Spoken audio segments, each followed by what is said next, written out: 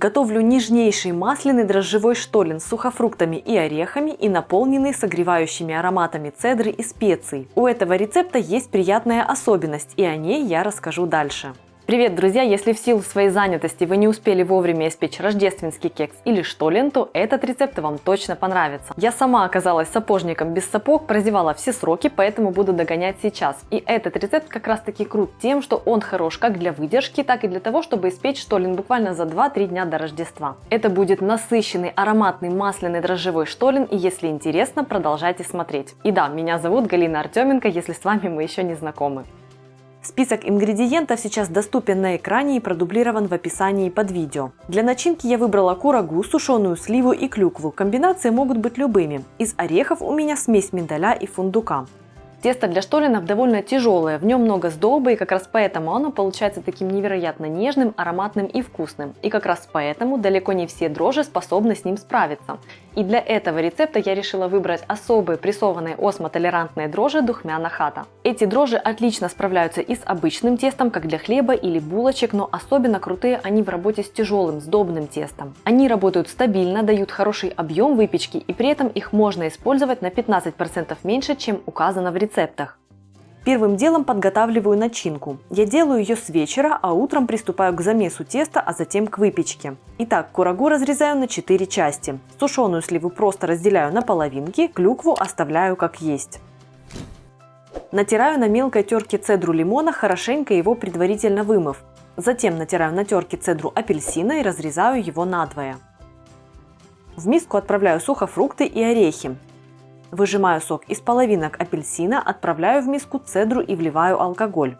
Перемешиваю смесь. Пока кажется, что жидкости довольно много, но она вся впитается в начинку. Для того, чтобы сделать процесс впитывания более интенсивным, начинку нужно нагреть. Я использую микроволновку и грею в течение 4 минут, чтобы жидкость в начинке дошла практически до кипения. Перемешиваю смесь через каждую минуту, чтобы процесс был равномерным. Если нагреваете смесь на плите, используйте минимальный огонь, помешивая смесь. Теперь я перекладываю начинку в емкость с более плоским дном и разравниваю смесь в не очень высокий пласт, чтобы вся жидкость впитывалась в сухофрукты и орехи более равномерно. Накрываю смесь пищевой пленкой и отправляю на холод на ночь или хотя бы часа на 2-3. Черед замешивания теста. Отмеряю нужное количество дрожжей. Свежие прессованные дрожжи Духмяна Хата выпускают в особой дышащей упаковке, которая сохраняет их свежесть. Они остаются активными на протяжении всего срока годности. Готовлю опару, чтобы сделать дрожжи максимально активными. Отправляю их в небольшую миску, всыпаю ложку сахара из общего объема и вливаю чуть подогретый кефир. Перемешиваю, чтобы дрожжи растворились. Всыпаю 3-4 столовые ложки муки из общего объема и перемешиваю до однородности. Накрываю миску пищевой пленкой и оставляю на 20-30 минут.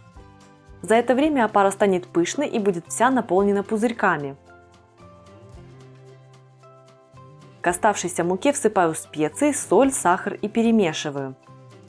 Вливаю опару и перемешиваю тесто ложкой в миске, а затем переваливаю тесто на стол и замешиваю его, не подсыпая муку. Использую метод отбивания, так как он для меня удобен. Если у вас есть хлебопечка или кухонная машина, используйте их для замеса. Замешиваю тесто не до максимальной гладкости, но при этом оно перестает быть липким и хорошо держится.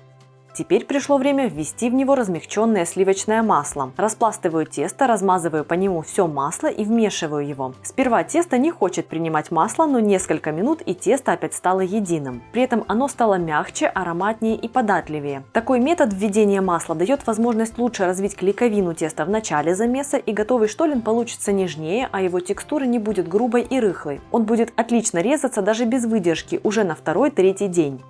Теперь пришло время ввести начинку. Посмотрите, вся жидкость впиталась в сухофрукты и орехи.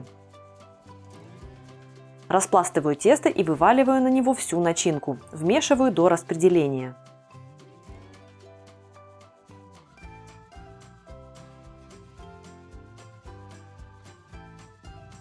Собираю тесто и укладываю его в миску. Накрываю пленкой и отправляю в теплое место примерно на 2-3 часа. Тесто тяжелое, очень сдобное и нужно ориентироваться на внешний вид.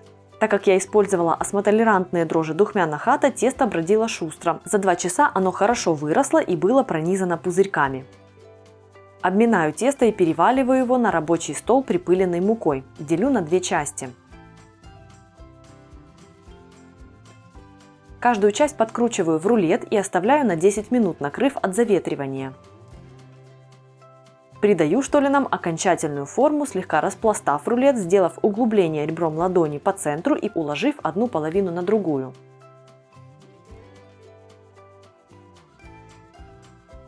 Перекладываю заготовки на противень, застеленный пергаментом. Делаю сгиб по центру, чтобы во время расстойки штоллены не сильно раздавались вширь. Они еще успеют это сделать во время выпечки. Под бока тоже подкладываю поддержку. У меня это просто рулоны с пищевой пленкой и фольгой.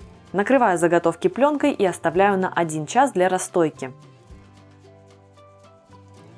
Штоллены хорошо выросли и стали пышными. Убираю поддержку и отправляю штоллены в духовку, разогретую до 180 градусов на 35-40 минут. Они станут интенсивно румяными. После выпечки отделываю штоллены, смазываю их растопленным сливочным маслом и присыпаю сахарной пудрой. Масло создает своеобразный барьер на поверхности и запечатывает влагу внутри, благодаря чему штоллены и сохраняют свою свежесть. После отделки и полного остывания штоллены следует завернуть в пергамент и убрать в пакет или завернуть в пищевую пленку. А перед подачей я просто освежаю слой сахарной пудры, чтобы штоллены выглядели нарядными. Готовый дрожжевой штоллен очень нежный, прекрасно режется и не крошится, а благодаря дрожжам Духмяна Хата тяжелое тесто хорошо поднялось и при этом в готовом изделии нет дрожжевого запаха. Если этот рецепт вам понравился, ставьте палец вверх под этим роликом и оставляйте свои комментарии. Напомню, что в прошлом году я делилась рецептом быстрого творожного бездрожжевого штоллена, и на выходе это получается 2 разных изделия. Мне очень интересно, если вы готовили творожный, напишите об этом в комментариях. И будет еще интереснее, если вы приготовите и этот, и затем напишите сравнительное впечатление о том, какой вам понравился больше. Меня зовут Галина Артеменко, это канал «Жизнь вкусная». Подписывайтесь, если вы еще не со мной, и вкусные рецепты мимо вас не пройдут.